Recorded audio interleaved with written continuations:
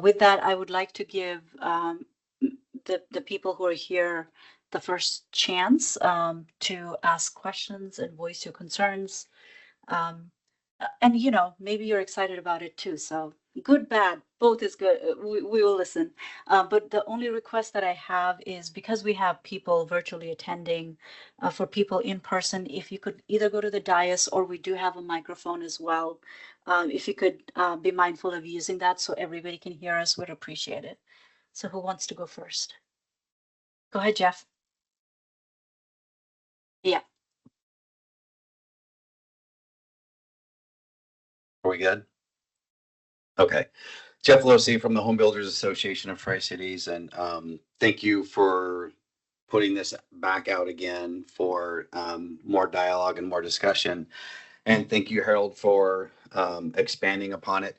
And I think for the building community and those of us that are in development, we understand. I mean, you've already said the M word, and I think everything that we want to accomplish is it's the same, which is we're trying to find a way to grow, figure out how to grow and the best way to do it and the best way to feasibly pay for that.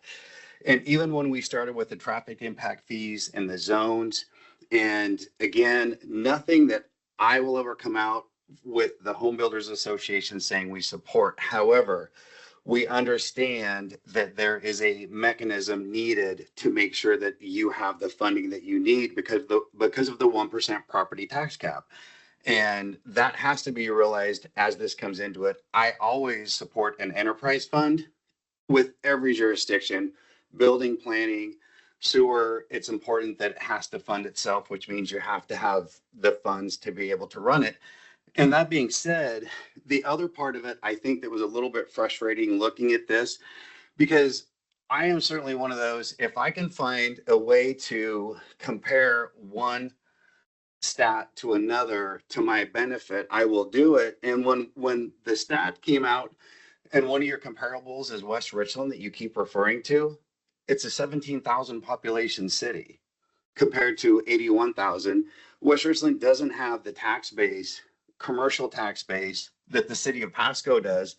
And what they have to charge, they have always been the most expensive place to pull a permit aside from Pasco with the used to be school impact fee and those fees added onto it. And West Richland has a hard time because they have no commercial tax base. And I think it's an unfair comparison to use West Richland because they have to get the money from somewhere. And again, we're not supportive of fees. However, in lieu of stopping growth, saying because we can't afford to expand, I just think more consideration into who you're going to compare to when it comes down to the consultants and who they put out here. That's an optics. It doesn't look good to say that, well, Pasco is only going to be the same rate as West Richland. Well, that must be a good thing, but those are not apples to apples. So now you're getting the old finance director and me super excited. So let me take 2 minutes to talk about it. Um, the You mentioned the 1% property tax. As a resident, I think I'm getting taxed enough, right? But as a finance person who understands how local governments get funded, that is what is killing small towns across Washington state. Because what are you going to do in 1% increase every year? There's really not much you can do, and then that just becomes the debt spiral. What sales tax, property tax, and utility tax, so not utility fees, it's kind of a separate thing. Those are the three things that fund most of the general government. And I can tell you, you guys have heard about our budget issues and things like that. That's mainly around general fund. And we're struggling with the money that we're bringing in those three areas to support police, fire, parks, and all of the other smaller departments. And so with, with just what we have, and that does not, we do not support the utility fund.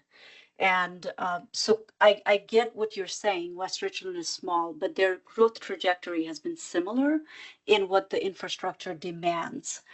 They do not provide water, I believe. Do they? Or Richland does? They use richness to. Yeah. And so it's hard to do apples and apples, but commercial base generates sales tax, and we're already struggling to provide the public safety, the parks, and some of those other quality of life with the existing one, much less building infrastructure for utilities. So I want that to be, I wanted to make sure that I made that clear. No, and that's helpful. And again, this is coming from, that's not where I reside in those areas. But it's somebody that looks at that going, well, there's a $50,000 population difference and a tax base difference. And I bring up the 1% just because, again, I'm empathetic towards that issue because there isn't a person that I can ask over the last 2 decades that says that they have raised nothing more than 1% per year. It's just not happening, but that's the card that's dealt to all the jurisdictions. So that notwithstanding, it doesn't make it any less painful for the affordability crisis that we keep trying to deal with. And again, that's not the city of Pasco's issue. You have nothing to do with the energy code, with the building codes, with the electrical codes that keep coming down, and they are making housing more expensive. On top of it, the GMA and just starting with the land, and that's not your problem. However, it's because it's a crisis, and because there's not one meeting that I don't go to that we're not talking about housing, every single one. So, and I'm also aware that without growth, the city of Pasco can't make its budget. You have to be growing or you're going to die. And that reality is, so then where else can we end up on this? And I think that all of the capital facilities line items that are in there, I know that there probably could be more that could be added in there as well. Just like the transportation impact fees, when we were talking about that, there's a plethora of items that are just left out because you can only put so much in there because there's only so much that can be absorbed, but also because I don't know the backstory to how we got to here, which is it probably should have happened years ago, that some increase or other things could have been looked at to not have this steep of a climb, because it's never the developers, it's always the end user, it's always the home purchaser that's going to pay those new fees. And again, the reason why housing, the square footage and everything is getting smaller, because that's the only way that you can hold the cost down, is to make things smaller and build it tighter, which those codes in the city of Pasco are there to help minimize that impact. But at the end of the day, this is still it's having the ability to at least phase this in, if there's a mechanism and there is a pathway that you show to do that. And also for projects that are currently being planned, that are being planned now, and those that are coming up, none of them were looking at this type of increase into their development lot costs. And those have a more substantial impact on people wanting to continue with that project, or if they had already committed to it, then coming up where that shortfall is going to come from.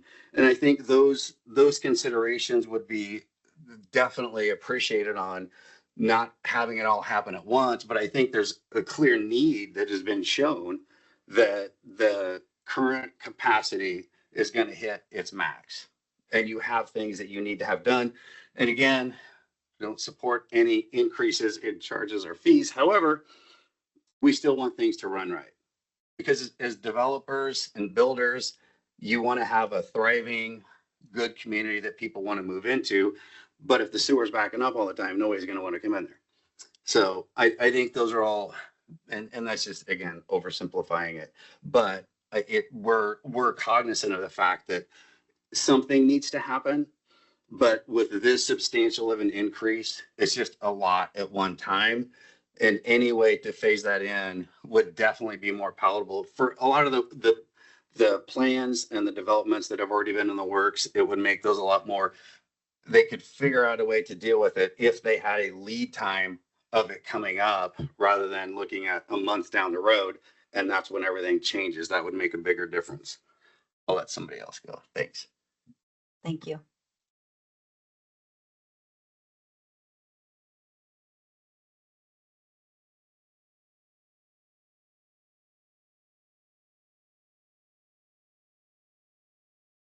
Good afternoon. I'm Vicki Montegudo, owner and designated broker of Century 21 Tri-Cities and NEI Commercial, and also the president of the team Student Built Home with the 3 high schools that we have locally.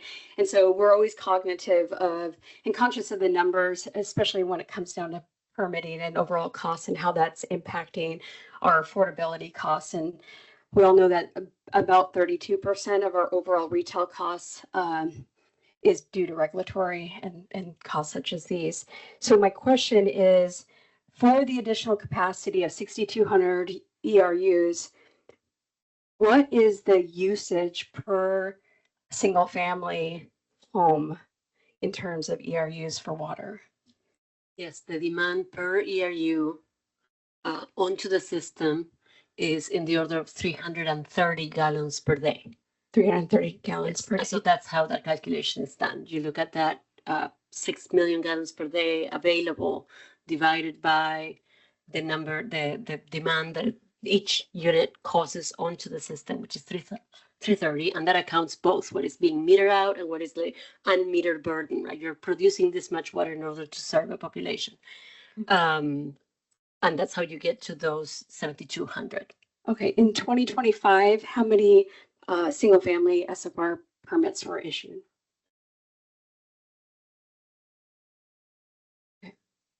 Okay, that'd be great. Because what I would like to figure out capacity wise is based upon the number of permits that were issued in 2025 on an annualized basis, how that then gets factored into the amount of ERU consumption. So we can kind of figure out what that parallel track looks like for when we would time out at max capacity. Here, I'll go back to, if we look at historical, we had a growth chart at the very beginning, I think.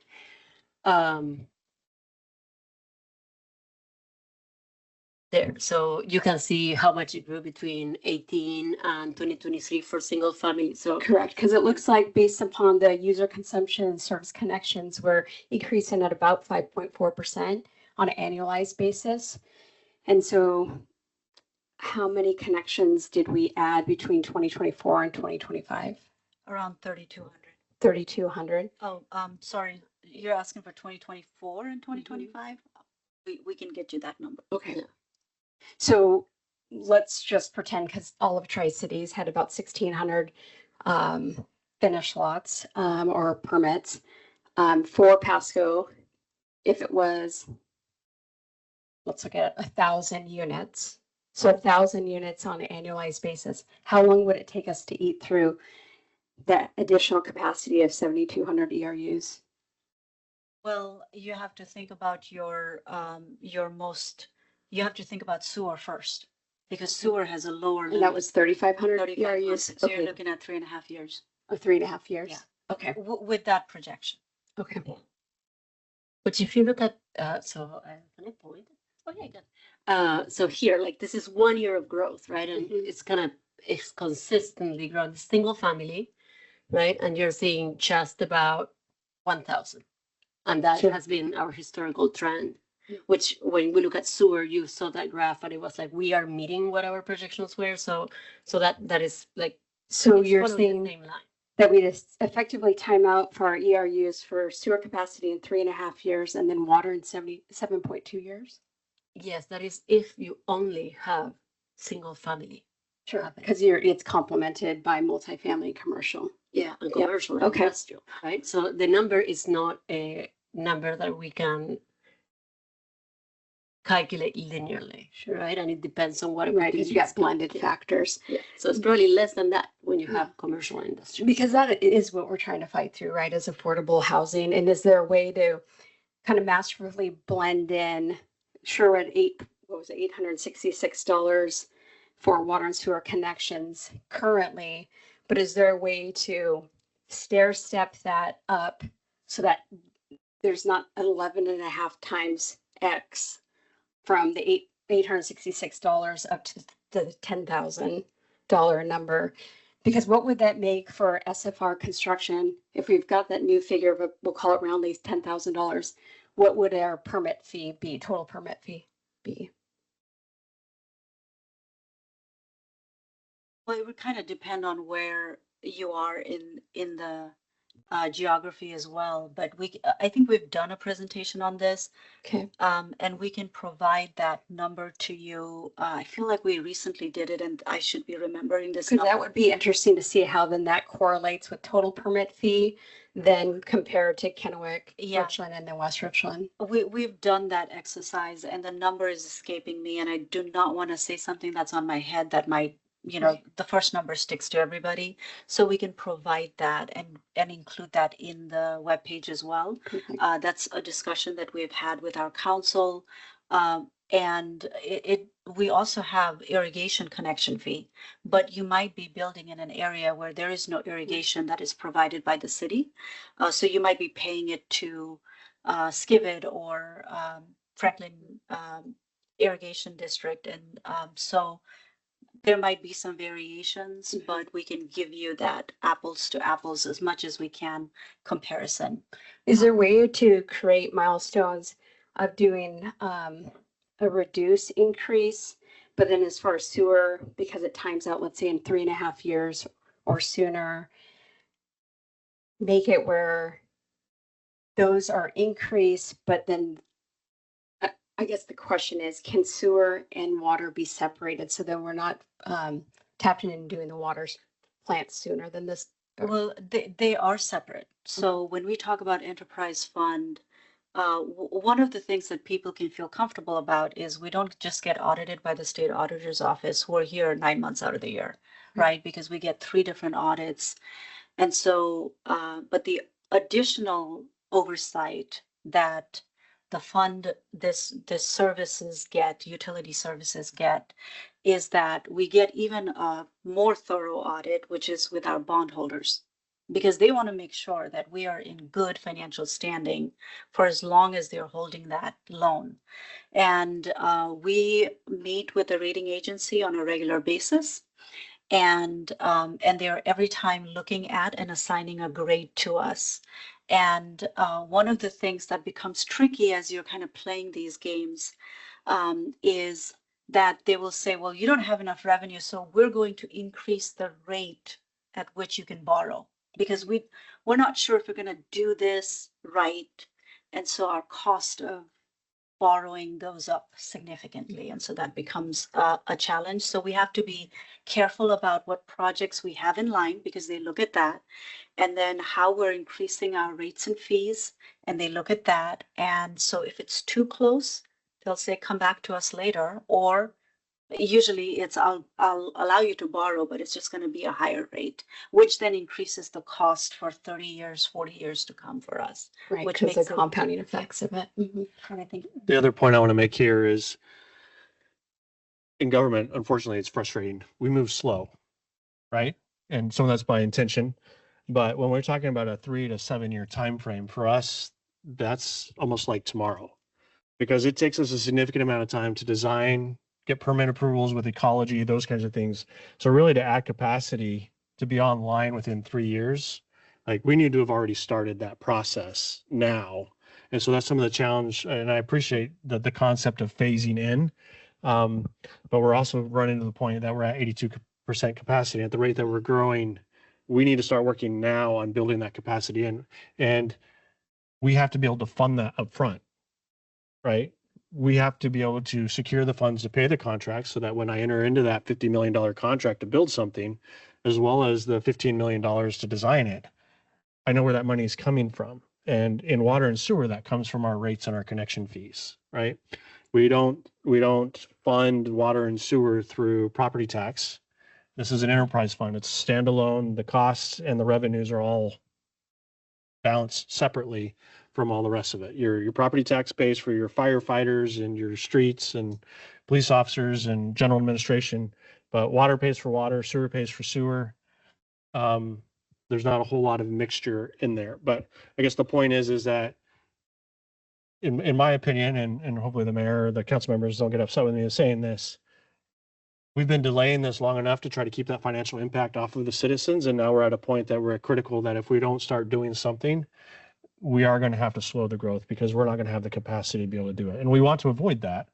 And so we need to have these tough conversations. Now, in regards to phasing and those kinds of things, I guess I would like some feedback here of like, what's a reasonable amount of time for that? Because I am willing to advocate to the council that if we can put an extension on when these rates go into effect, particularly with the connection fees. I don't know that we can do with water rates. We have some state funding that's being held up because I can't commit to taking a loan from the state that I don't have the revenues to come in to pay for it.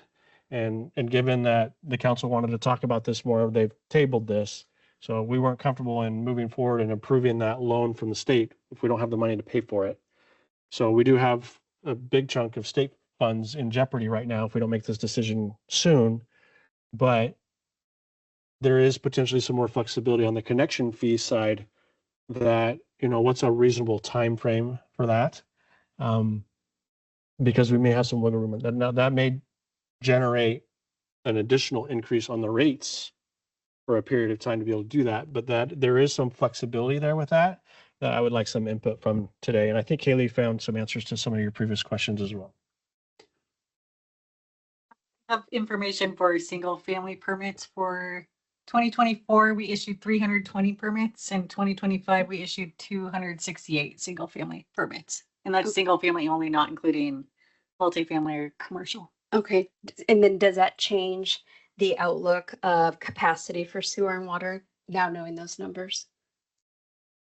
Well, it is challenging because, and I'll just name Dairy Gold. If you have an industrial client that is Dairy Gold, you are going to get to that number way quicker, like Harold mentioned earlier. And then would they be burdened just the $10,000 for the permit fee? No, usually industrial development, you start getting into a lot more complex negotiations. And all of the infrastructure that they have to build to get to that. But it also depends on, you'll see some on the screen, the factories, which is essentially industrial, if their meter size is 3-inch. Well, Dairy Gold's is 10 inches. Yeah, So we you have can to imagine talk it was about a those big number. Is that proportionate?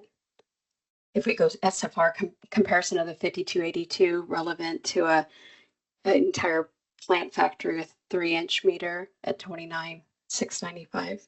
Well, the connection fees are as proposed, calculated proportional of the size of the meter, which is how much water is being. Okay, so it is demanded. calculated against the ERU consumption. Yeah, it's like a MCC, I think is the technical term that Brooke used, which is for the meter Okay, size. Yeah. perfect. Yeah, it would be good, and I'll leave you with this. If there's a way to blend in a rate increase over a 3 or 4 year period of time, because what we're running into is we've got deals in transit. We're working on projects because it's taken us 2 to 2.5 times longer to get plots approved than it ever has before COVID. Is that these projects have been in transit for 2 to 4 years. And so when we've penciled in our numbers with financial institutions, we have not attributed these calculations into it. And when we basically 11x the fee, that will create some end user issues and will potentially make it where those projects aren't doable. Thank you. I would like to give a chance for people online. If you'd like to raise your hand, Alyssa will call out your name. Yeah, we have one already. We can start with Mr. Milligan. Hi, good afternoon. Thanks for your time today. My name is Sean Milligan. I'm the managing member of Road 68 LLC. I went into contract to purchase a 23-acre property located between Burns Road and Three Rivers Drive approximately a year and a half ago. I've been working with Paul Knutson and his team. We had that preliminary plat approved in like September of this year. And my issue is not with growth paying for growth. My issue as a developer and an allocator of capital looking to invest more money in your community is really the approach that staff has taken in terms of implementing this fee increase. When I closed on the property in September, I made certain assumptions about what impact fees would be. And, you know, a 400% increase in sewer and water connection fees is just something that I can't absorb. You know, it will result in an impact of over $1 million to my project. So as an investor, I have real concerns about that approach. I'll be frank, it'll probably affect my decision to make further investments in the city of Pasco. I recently prepared a economic policy brief with Echo Northwest. Morgan Shook was the consultant. I'm sure you guys know him. I'm happy to provide that to you, Mrs. Finance Director. I apologize, I don't know your name. I can send that to you, but the city of Pasco is disproportionately impacted by construction activity. If you look at the sales tax revenue and the other funds flowing into the general fund, a significant decrease in construction-related activity would adversely impact your community. And so my question isn't whether or not growth should pay for growth. We should, and I think developers are willing to do that. The question is we have to know what the ground rules are and when those fees are going to take effect. So my ask to the city council members and the mayor and you as staff folks is, if I have a preliminary plat approved and I have baked in numbers, I can't absorb this cost. Real estate, the housing market is soft. Prices have declined year over year in the city of Pasco. So we're looking at all sorts of different ways to get projects out of the ground. So my ask is, one is to give deference to projects that have received preliminary plat approval. And then secondly is to provide as much visibility and certainty into future fee increases. We're happy to pay our way as long as we know what those costs are and we can bake them into our deals. But phase those costs in, make sure there's certainty around those fees, that so when people go to pull a building permit in 3 years, they know what they're going to pay. And we're happy to participate and continue to invest in the city of Pasco. Thank you for your time, and I'll turn it back over. Thank you. Anyone else? Go ahead. We have Erica Nelson online as well. Hi, my name is Erica. I'm the Regional Land Development Manager for Hayden Homes. I'm recently up in this area, so I'm still learning City of Pasco. But the biggest thing is the rate change and how fast it's happening. And that's again mirroring Sean's point. What as a potential suggestion that I've seen work and I've suggested in other communities where we've encountered this, we've added conditions to our decision of plats that already have a preliminary plat, where we have a rate that sticks. And that's a mitigation measure for some of these projects that might not go because of this rate increase at just the wrong timing. And I'd just like to throw that out there for consideration. Thank you. I will switch to the room if any one of you here would like to say something.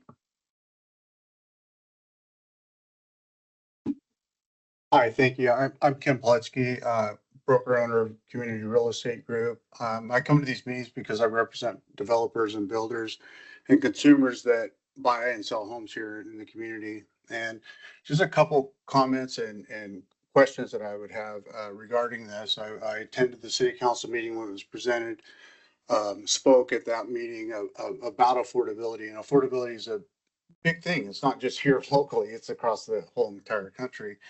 And so the questions that kind of come to mind on it are, I believe, growth should pay for growth, but I also believe in a fair share way of doing it. So was there a path that I saw there that said that the connection fees remain as they are, what the mechanism would be for funding the Butterfield project? Well, Butterfield is mostly maintenance and replacement. So you would not be paying connection fee unless there was some upsize that we're creating capacity for the future, which is fairly minimal. We're creating some capacity, but it's not a significant amount. So ratepayers will be paying for the Butterfield's replacement for majority of it. What you'd be paying for are things like water towers, the reservoirs, and that makes the, I don't know what they all So do. the fee increases are not to pay for the replacement of the Butterfield project? Fee for the increases first- pay for the replacement of the Butterfield. What connection fees are only expansion components only for any project, including Butterfield. And for Butterfield, it is a pretty small amount of that project. We're just replacing things. And so developers would not be paying. If you remember, let me go back to this particular slide here that Brooke had went through, and I think that would be easier to have this discussion. If you look at the screen, you will see that for water, you're looking at capital projects of $321 million in total. That includes Butterfield and many other projects. In our calculation of connection fee, we're taking out $250 million out of that because they're replacement and renewal projects, so that you're not paying for something that already existed and we're fixing it. You're only paying for things that are expansion. So the expansion, besides putting in all the infrastructure that developers are doing, these are other projects that these connection fees would be funding from the significant increase that we're currently paying. Yeah. Yes, and I have a list because I figured somebody was going to ask this. So you're paying for West Pasco expansion, which is through expansion. The storage reservoir for zone 2 area. We have already invested in the zone 3. So that is existing, isn't really in the air, but it's like in the ground infrastructure that we're paying a loan on. So you're repaying that tank, and you'll be paying for the new tank for a different zone of the city that is needed as development occurs. You're paying for extension of water lines, the ones that are not getting done by you all, which are still needed in other locations, or are needed so that you can connect to something. You are paying for the program that funds your upsize contributions from the city, because when you come and install pipelines and the pipeline needs to be 12-inch instead of 8, you come and ask for the city to pay to reimburse you for it, because this is what the system need is. And so that program is funded through connection fees. And some reliability items to be able to serve increased demand, like generators or booster stations, which right now we can afford to not have them run continually because we can make up for that lack of capacity when we don't have power. But as demands increase, we need to be able to provide a certain capacity reliably. So that is added in there. So those are the ones that you're paying for. So this is truly outside the replacement of the Butterfield plant. It's just for other future things. So, like Vicky, and the other commenters are saying, I mean, it's a significant increase. I mean, it's huge, right? I mean, you saw some of the plants actually had a reduction, which didn't make sense to me on that. But when we're looking at this and we're looking at affordability for homeowners, it's a huge impact because it's not just that $5,000 increase. It's going to be about $15,000 by the time the consumer ends up paying it through a mortgage. The developer marks it up.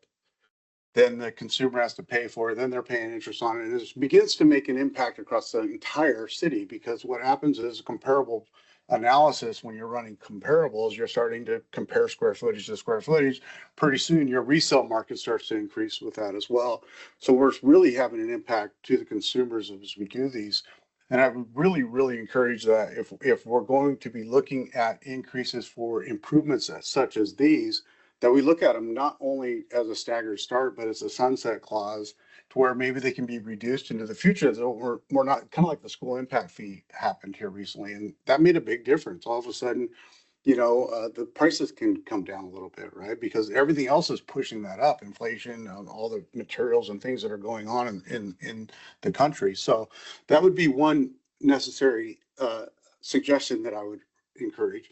The second would be, when I saw the numbers that you were using for the projection for the proposed increase for the water and sewer fees, that was a base meter rate, right? You're using that off base meter rate, not consumption. So is the increase going to be impacted across consumption as well? Yes. So when you're using your number, you're using off base, you're not using off the $200 a month that they might be paying. You're just using That off is the correct, $36 a month. because that consumption rate really varies across each household. So what we're trying to do is say, here's the base rate, which is where, unless barring many other factors in summer, Maria's slide showed like a huge peak, so people are consuming more, but that base pay is the same across all consumers. So we're trying to show where the maximum impact is.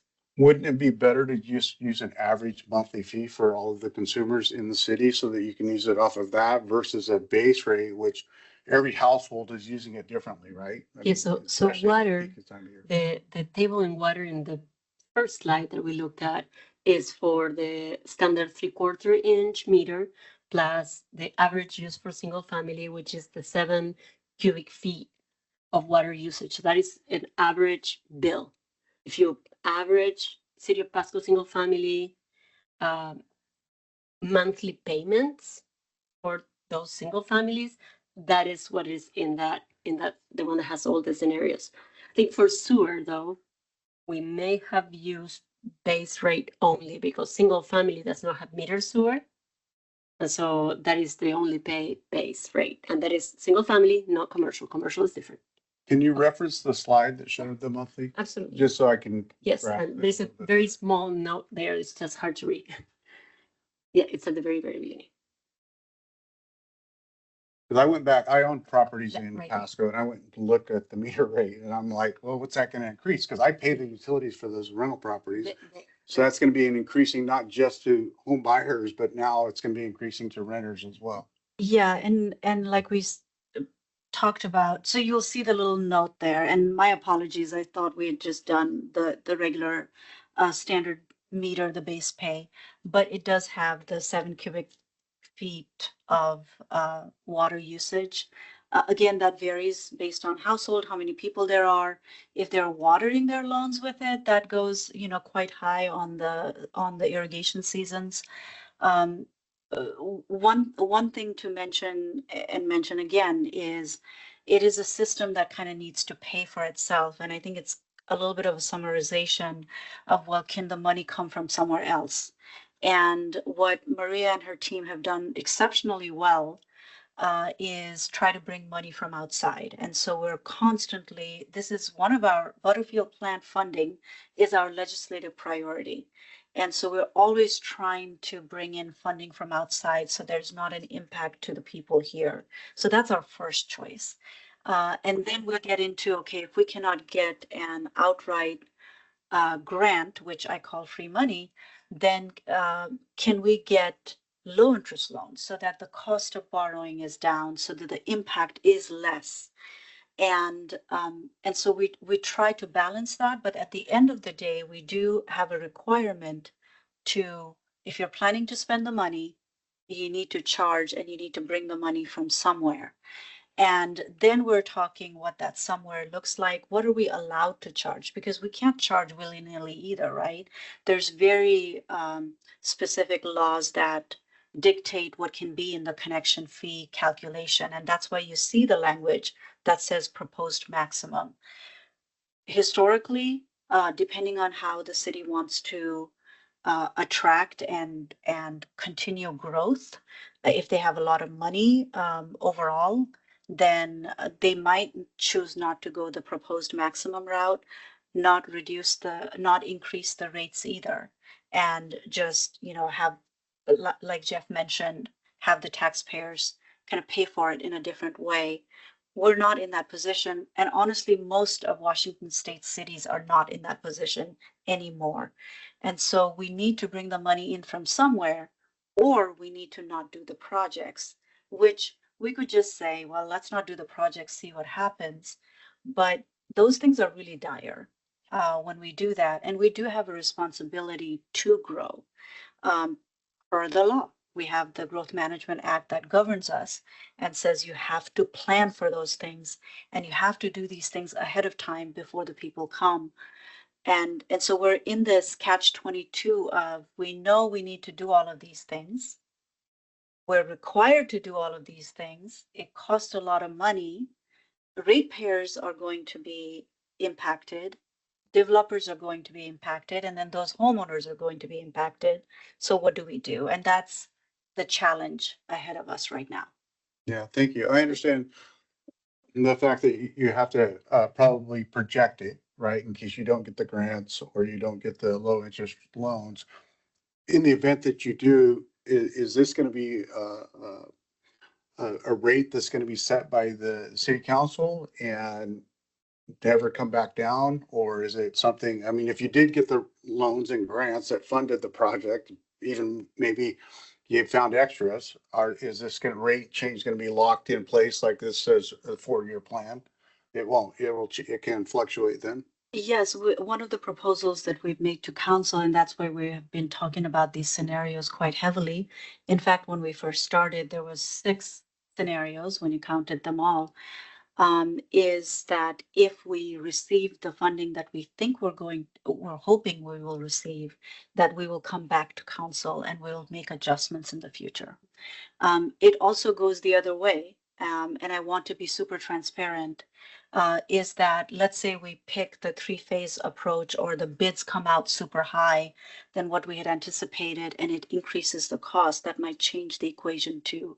So longer we, for rates perspective, longer we draw out Butterfield, more uncertainty. And it might be nothing, it might be a good thing, and it might be a bad thing. And so we're trying to modulate that a little bit. But Yeah. our proposal to council is that if we are successful in getting those low interest loans, that we will come back and reduce the rates. Reduce rates. Okay. Well, thank you for that. I guess I'll finish with one last thing so I don't take up too much more of your time.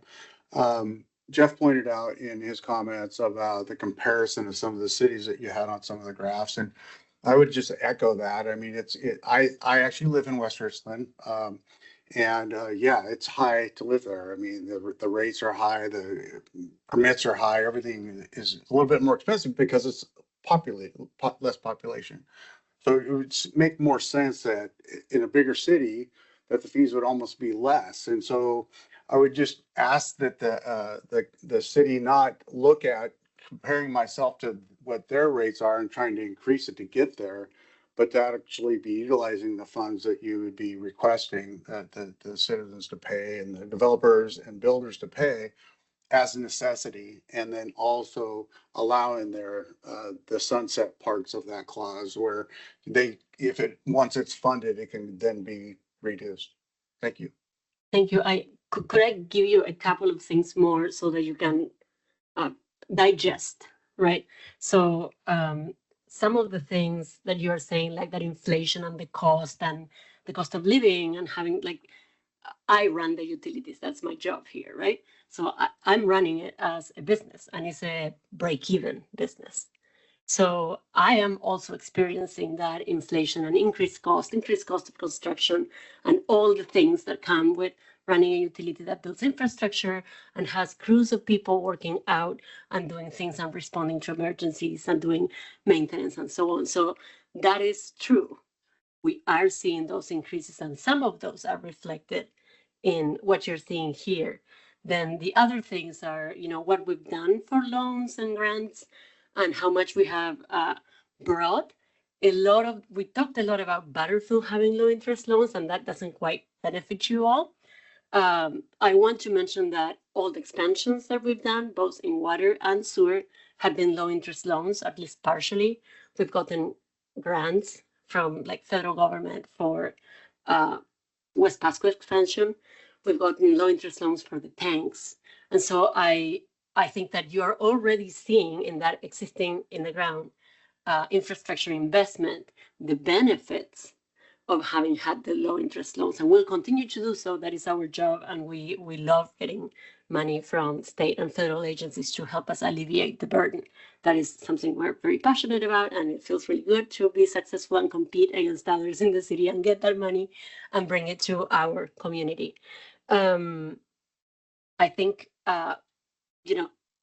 we are running, the city, we are running this business as a break even. And I think that what I heard you say is like, oh, the impact that you have is actually then, it grows because there is markups and other things. So I think that when we think about affordability, we should think about affordability from all parties involved in this to make it affordable for the community, not just asking the utility to run in the red. So I think that I'm going to put that out there. Yeah, I Thank you. appreciate that. Just in keeping in mind the renters, home buyers that are in this community are going to be seeing a significant increase, not just in water bills, but in cost, right?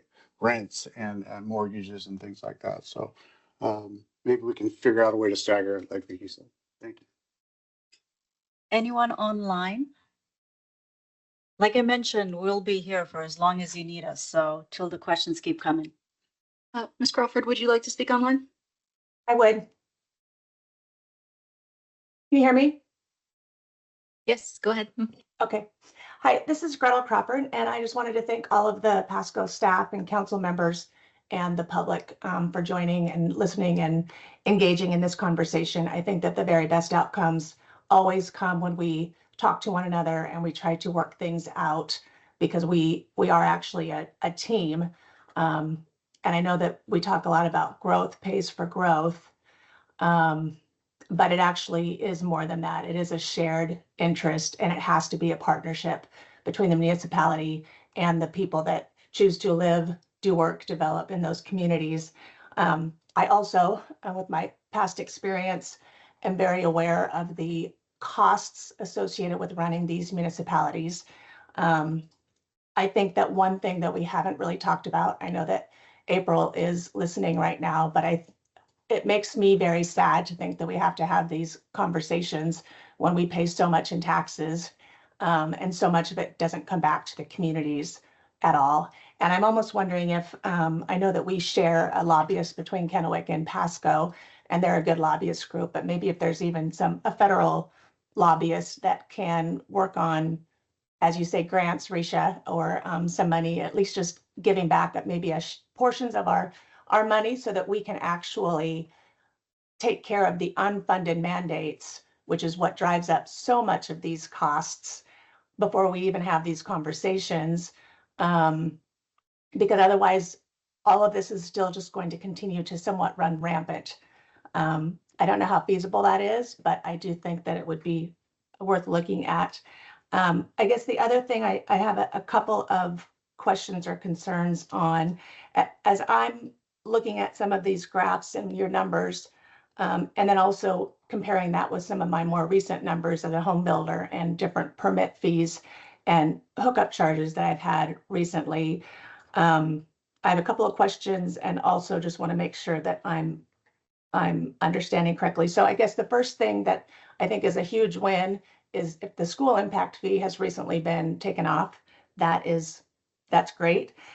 Because when I'm doing the math, and I haven't built in Pasco in a few years, but I built recently in Spencer Estates, so I'm paying fees to Pasco for water hookup fees.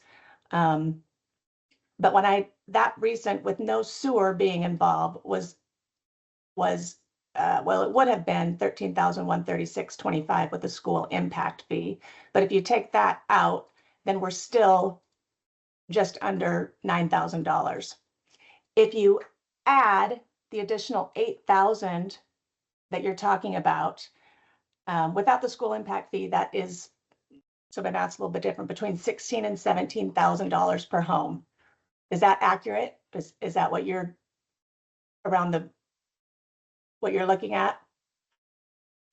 I will send out, I don't know if I have email address for everybody here, but we did do a presentation And this topic came up a little bit earlier in this meeting.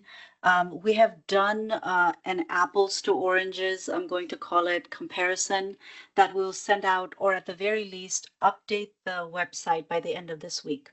And so if you can check the website on the connection fees, we'll include that chart, which compares just our neighboring jurisdictions. And again, with a caveat that we don't provide the same service. Like Kennewick does not provide irrigation, but we do, but not in all parts of Pasco. So it's just a little bit off. So we will provide that information. I just can't remember it off the top of my head. Well, I'm just, so as someone who does work within these different jurisdictions, for comparison's sake, for some of the council members that are listening, my most recent with a larger home in Benton County where there are no sewer hookup fees, that was $8,800. And Kennewick in 2023 was $5,200. And so there very much is a financial aspect of growth. Paying for growth is one thing. A moratorium on stopping development is, I guess, an idea. However, there's the obvious future impact that if you're not growing, then you are dying in some way, shape, or form, and you won't be able to keep up with the existing fees. I think that Kennewick has done really well with their proactively looking ahead at growth. And I think that there's maybe a little bit of a lesson to be learned there. That doesn't matter with what's going on today, but if all of these things are imposed at once, then I'm certain that a lot of the upcoming homes and developments that were being planned upon by Pasco will probably not come to fruition. I know that the housing market is very soft. I have a house that's been sitting on the market for over a year in Spencer Estates. So that area is somewhat not desirable. The housing cost is $320 a square foot. And now you're talking about adding additional to that.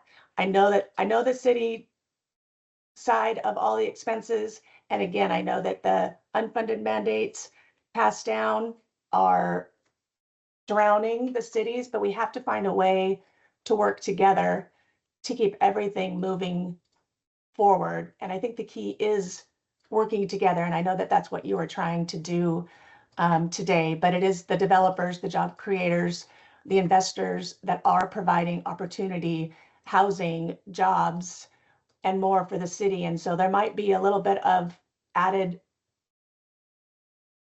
fees that might have to go onto the existing users because they also benefit from those things that we are trying to continue to bring to cities of Pasco and Kennewick and Richland, but it is becoming harder and harder every day. So again, I appreciate all of the information that you've shared. I appreciate the difficulties, but we do have to find a way to work together to just to keep moving forward. And so we can keep our cities alive, because I also have a couple commercial issues in the city of Pasco too, which again are unfunded mandates. But they are things that lead investors or developers and even just individuals to often make the decision about where they're going to live, where they're going to invest their money. And I think that Pasco wants to be a big part of that. I don't think that that's the case, but it starts feeling that way when things get imposed too quickly and all at one and on a specific segment of development. Thank you. Thank you. We do have someone in the room who would like to make a comment. Matt Heyer, Realtor Association, and thanks, Gretel, wherever. I think she was just rubbing in how well Kennewick was doing there. That was the takeaway. But is anybody else going to talk today? I like to go last, and then I kind of steal everybody else's comments. And there were a lot of really good comments in the room today. Harold, I really wanted to touch on something you said. Jeff, I mean, and I'm trying to, for the sake of time here, I'm going to try to condense like my notes. So you'll probably get an email from me on Monday. I guess the big thing is like, I love slides. I love a good presentation. Jacob Gonzalez always did the best.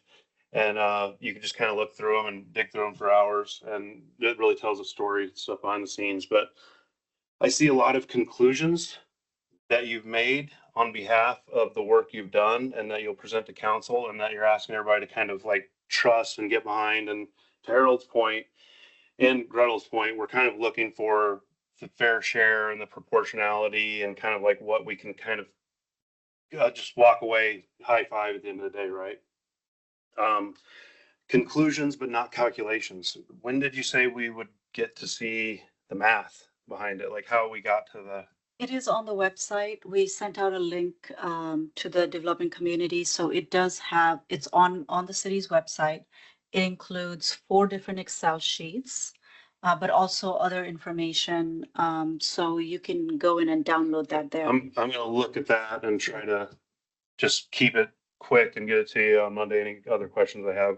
One specific question that I kind of like, because I could stand up here and talk to you about affordability. That's real. And, you know, just I think Leo Perales had said in the last meeting about this, it was something like 22,000. That was the number that was popping out in my head. And we'd been working on a study at TCAR that, you know, with the 30-year mortgage, it's something like 5x on that. So, you know, you're looking at $110,000 essentially. But it's also affordability in Washington State. And I think that it's kind of quickly slid into the back seat in our minds because we have, you know, 3 years or whatever it was of capacity left. But I could talk to you about pipeline shock, and I wanted to ask a question about the projected growth and what happens if this does kind of cause a little bit of a housing shock as well. Like, I mean, there's a lot of nuances of this, and I'm sure you've kind of all brainstormed and thought it through, and we see it kind of come through in some of the slides. And I could stand here kick and scream all day, but I think we are trying to come to an agreement. So I'm limiting this to one question. What is the city's projected annual ERU? We talked about that earlier, absorption rate over the next 5 years, and how many years of growth does the proposed 21,000, I think it was, ERU for expansion capacity allow for? So the 21,000 is the full 20 years of growth. That is what we are projecting. It's actually has remained consistent. It has gone down a little bit from our prior projection. So it was a projection in 2018 that put us at 120,000 people, and now 6 years later our projection is 122. So like we were growing like this, and it's growing maybe a little bit less. So those 21,000 units are to accommodate that growth, that 20-year growth that is consistent with the comp plan that is underway, is consistent with our water treatment, comprehensive system plan, and the sewer comp plan that is already so you're looking at about 1,000 per year, essentially. Yes, and I don't know that the curve is like that is really a straight line or not. Haley may have been able to answer that, but it's average. Yes, it's about 1,000. And I mean, Sean had kind of spoke with some of the, I think Sean Milligan was on, and he kind of spoken about some of the real world right now impacts. I'm kind of personally caught up still on this growth thing. Like, I worry about litigation issues, and does the math check out, and is growth truly paying for growth? And I know that typically when we charge, you already have some capacity on the books. I think we showed 7 years where ERU had kind of stabilized in the single family. It looked like it was tracking more of a flat line. And I mean, no. It was continuously growing. Single family was increasing? Yeah, let me get Can I see that again? Yeah. Yeah, so you have 16, 17, 18, 18 and a half, 19, 20. Like that's the 21,000, and we're going up. I mean, that's kind of, to me, I guess I was taking that as like, in 20 years, right? Well, if you look at the sewer growth, also that graph that kept the same line. I guess the biggest problem I see Pasco running into with this would be, we are calling Butterfield repair and replacement, but yet it seems contradictory that we're also in the connection fees allowing for 21,000 ERU, which covers 20 years. And yet typically what you see on the books of cities is, you know, it was a 6-year planning cycle for under GMA or something. So it seems excessive. It seems like we're paying for future expansion capacity. So I do want to add that the 21,000 or 20,000 additional homes are not created by the city. It is provided by the Office of Financial Management. And under Growth Management Act, they give us the numbers and they expect us to plan accordingly. And then there's planning documents that for sewer system, water systems, and we are going through our comp plan update. And in that, I do want to express that affordability is actually city's business now too, because in the comp plan, our director Haley Matson can state that there is criterias of the median income or different categories of income and what homes they can afford, and we have to account for that within our comp plan. I think I'd seen a report. It might have been the guy online actually had sent out about how it could trigger a change in the housing types that we have And to choose from. we've been ahead of the game for that one. Okay. You are able to build more different types of houses in the city to account for that. But affordability, outside of the fact that we want people to be able to afford homes, we are required to plan for different housing types and costs within the city in our comp plan update, which our Community and Economic Development Department is working on. But the number that you mentioned of is that really reasonable? We are regulatorily required to plan to that number. The 21,000 ERU. Yes. All right. Well, that was the big one I had that I wanted to get answered. And the rest, like I said, I'm going to hound you on Monday. I'll shoot you over an email or something. I have nothing better to do this weekend. So absolutely. And I do want to say to you, Matt, and everyone else online and here that we're public servants, and so it is our job to answer all of the questions as much as we possibly can. I would rather not you agree with me than feel ignored. So what we want to do is provide you as much information as we possibly can. We might not agree on things, and but we've always worked together really, really well and gotten to good solutions for the city. And so if you need to, if you just say, I'm not going to waste 2 hours looking through this Excel sheet, let us know. We will set up some time, walk through it, and then you can go out there and do a lot that more. really is my favorite hobby. Yeah. Like, so You and I will get along. And I think Gretel kind of brought up a good point just on working with the state lobbyists, potentially working with federal people to try to secure some additional grants. Personally, I love TIF zones. I don't know if that was kind of kicked around for any of the areas that you were looking at the expansion in. But here we're talking about expansion in or expansion in trunk lines that takes the sewer out to the facility. You really start including everybody, and so it gets really complex. That's fair. Okay, I'll talk to you next week. And I know you all love numbers, so if you want to know, in the last 5 years, we've received upwards of $230 million in state and federal funding between loans, grants, and forgivable loans, which act as grants. So we truly are pushing the external funding to support our needs. Anyone online who'd like to go? And I think we're kind of wrapping up. I do apologize. You're having a late lunch if you already didn't have it. It's overrated. Okay, no one online. Anyone in person? Oh, Councilman Carter, please go ahead.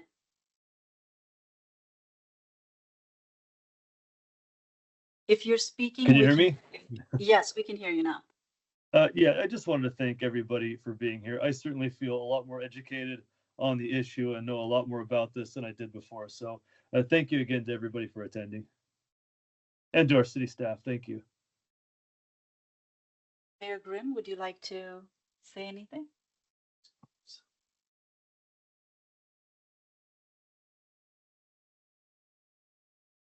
Thank you. Like Councilman Cotta said, I just want to thank everybody for being here.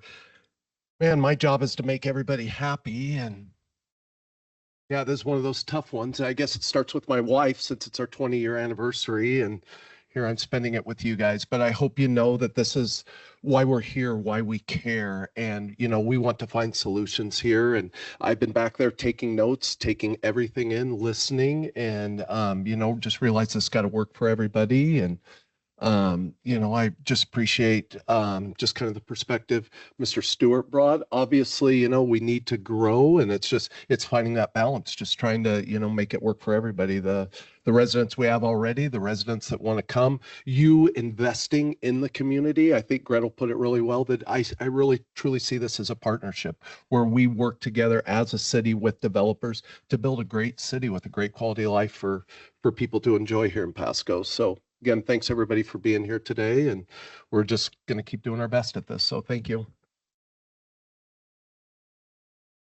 Okay, thank you, everyone. And we will close down the meeting, and thank you for coming. And you know our emails, you know Haley's emails.